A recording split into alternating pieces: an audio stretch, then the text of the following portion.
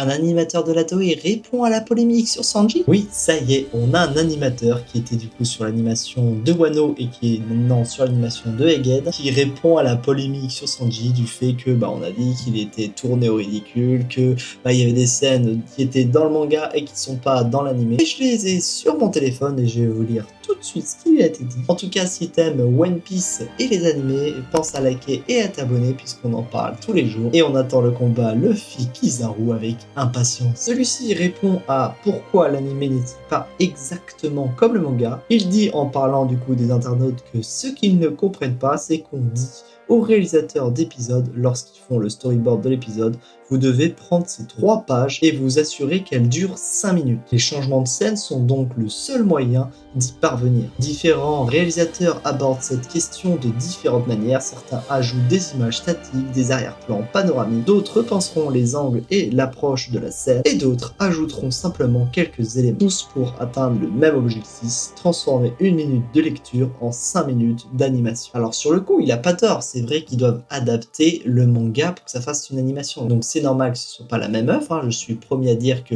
le manga est une œuvre, un animé est une autre œuvre, et que ça n'a rien à voir, hein. Il y en a un qui a des OST, l'autre du coup c'est des images. On doit lire le mouvement dans ces images, tandis que l'autre anime ce mouvement. Il y a plein de choses qui différencient les deux, hein. Je vais pas en parler sinon ça va être trop long. Toujours est-il que je suis du coup d'accord avec lui sur ce point-là, sachant qu'ils ont des exigences du coup dans l'animé par rapport à leur planche et au storyboard. Mais là où je suis pas totalement d'accord avec ce qu'il dit, c'est que on a une planche, exactement la même planche du coup dans le manga et dans l'animé. On a un plan fixe dans l'animé sur cette planche et du coup dans le manga. Mais là, je parle bien évidemment du moment où on voit tous les Mugiwara sur Egghead. Et même si ceux-là sont tous les deux similaires, Sanji n'apparaît pas dans l'animé. Un autre animateur l'avait justifié, là je vais paraphraser parce que je vais pas relire ce qu'il a dit, mais en gros qu'il avait été mis en avant Sanji sur Wano Kuni et que c'était au tour du coup de Zoro d'être un peu plus mis en avant, puisque Sanji était bien mis en avant du coup à Wake Island et